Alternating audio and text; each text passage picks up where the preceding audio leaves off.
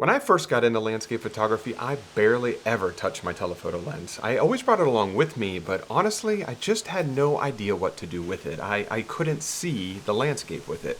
Everything always looked too tight or too cropped, or I felt like I was just losing too much of the scene by using it. I just couldn't see the shot. But over time, everything changed. I learned how to use it, not just as a lens, but as a way of seeing the landscape completely differently. And in this video, I'll show you exactly how I made that shift and how you can too, so you can start creating images that most photographers completely overlook.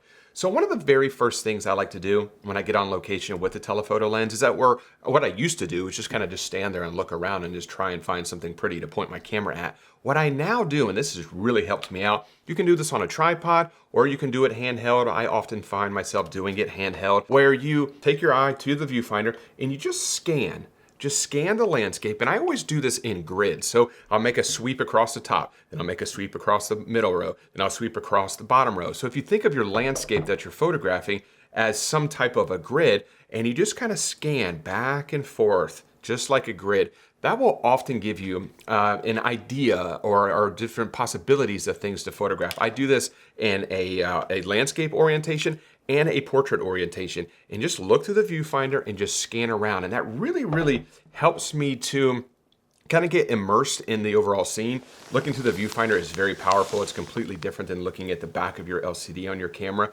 But looking through the viewfinder and just scanning your landscape in a grid format is a great way to get started. Also, a real quick tip, I'd be remiss if I didn't mention this. Whenever you are using a telephoto lens for landscape photography and you are on a tripod, a very good best practice is to set a delayed shutter, but not just a 2-second delay. I try to do a 5 or a 10-second delay because, when you have your telephoto lens extended out, there's a lot of weight on the end of your camera. And sometimes when you press the shutter button, it takes a few extra seconds for your camera to completely stabilize before it actually takes the shot. So I normally use a 2-second delay when using a tripod. But when I'm using a longer lens, I'll always extend that out to 5 or 10 seconds just to give your camera a little bit of additional time to settle. So now that you're scanning the landscape more intentionally, the next step is really learning what to actually look for. And this is where the magic of telephoto compression really comes in.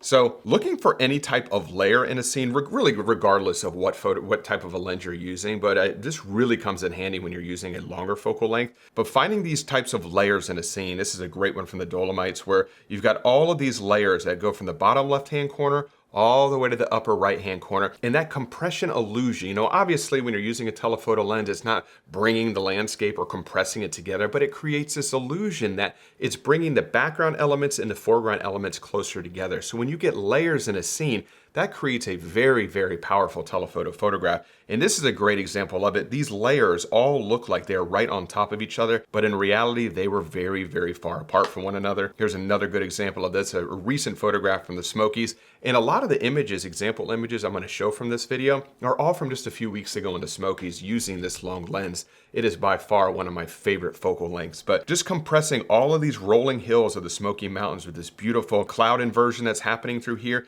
just pulls all of them together. But in reality, these hills, they're miles apart from one another. But using a longer focal length really pulls them all together and makes the photograph. One more right here where all of these layers together, once again, these are extremely far apart from one another, but using that longer focal length really makes every one of these ridges that are illuminated by light feel like they are right on top of one another. So once you start seeing layers in the landscape, you can take things a step further by adding some type of a foreground element, something to really anchor your scene and give it that sense of scale and depth that telephoto images often lack. Here's a really good example from my recent trip to Patagonia, this incredible glacier here. And when you're also photographing it, it's kind of difficult to have any type of sense of scale. It was very far away. I had to use a longer focal length. But by putting this beautiful autumn tree with this kind of crimson red in the foreground, the colors not only play very well against each other, but it just gives that little bit of foreground element to give that image a little bit of additional depth, which this photograph really needed. Another example from the Dolomites right here, having this area right here in the foreground. If you could imagine what this would look like, if I actually crop this and just remove this foreground area, you can kind of tell how flat the image actually would look by just having this right here. You just got this area where this person is standing on, and then the background. But by having that area in the foreground right through here, it really adds not only scale, but also a sense of depth in the photograph, because that is one of the biggest challenges with telephoto photography is how do you create that illusion of depth. Another example here of the Dolomites as well, but having these kind of rock pillars right here in the foreground that kind of anchors this area in the center where this beautiful light just kind of pop through for just a moment. But all of this area, all these trees, these beautiful autumn trees in the foreground, these pillars right through here, really anchors the overall photograph and gives it that sense of scale. Now, of course, even the best compositions can fall somewhat flat without the right light or good atmosphere. Either of those elements can completely transform a scene. And with a long lens, these moments become even more powerful. This is a recent image from Patagonia where there was just this beautiful moment of just extreme light as the sun was setting, has a little bit of that light kissing right up here, but just isolating this image right here, isolating the light right here and zooming all the way in with this focal length. I think I would, well, let's hit the shortcut key I. I was at, not too far actually, 190 millimeters, but definitely far enough. But I was able to isolate just this light right here. And this is a technique that I do a lot when I'm on location, is, especially if I'm kind of struggling a little bit, is I just examine the scene for interesting light. And anywhere where I see interesting light, I usually will zoom in and just isolate that light. I do the same thing with atmosphere as well. So anytime that you get good light in a certain area or good atmosphere in a certain area, that's a great opportunity to put on a long lens, really isolate that, because it seems that when you get in tight, especially with that longer focal length, not only is it going to create that illusion of compression, but anything that you're photographing is going to seem even more powerful or more pronounced. Here's a good example from the Dolomites right here. Just these little bit of trees right through here, just a few of them. Beautiful light raking through here. And I love the warm tones against the cool tones and the shadows in the background and the foreground. But as you can see, there's nothing super epic or incredible about this scene, but it's just beautiful light. Didn't happen very long, just barely kissing the tops of these trees. But by zooming all the way in and isolating it and kind of compressing that foreground and background together, I think this created a very beautiful image. And this is a good example from Norway. Just a couple brief moments of this beautiful light, just kissing the tops of these super jagged peaks with a little bit of nice atmosphere kind of swirling around the tops of these mountains. Snow covered is always a beautiful thing in my opinion. But zooming all the way in, I was at 400 millimeters with this one, I remember, but getting very, very tight and just isolating these. And when I looked at this with my naked eye, the mountains are huge, but the peaks are just so far out in the distance, and the light seemed just kind of minuscule, just barely kissing it. But by zooming all the way in, it really makes that light seem very, very powerful. And I absolutely love the way that this image turned out. One more image from the Smoky Mountains. This is kind of incorporating a couple of those techniques where I have a little bit of this foreground trees right through here with this incredible light just kissing the tops of these trees.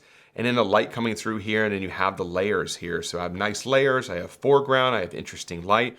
And zooming all the way in just makes all three of those elements really, really pronounced and makes it just kind of jump off the overall photograph. And I really like the way this image turned out as well. Now, here is where most photographers go wrong. They try to include too much. I know I always used to do this. And with the telephoto lens, restraint is really everything. Let me show you real quick why I think less is often more with a long lens. So this is an amazing example of this just beautiful tree in the Smoky Mountains. Nothing incredible about this, but it had an amazing atmosphere in the background, a little bit of beautiful light just kissing right through here. And using that long lens and just zooming in on the left portion of this tree really made for a very simplistic, just very calming and a very quiet photograph. This is one of my favorite images of 2025 so far. And when you look at it, it doesn't look like anything incredible. If you remove the atmosphere behind it, this image falls completely flat.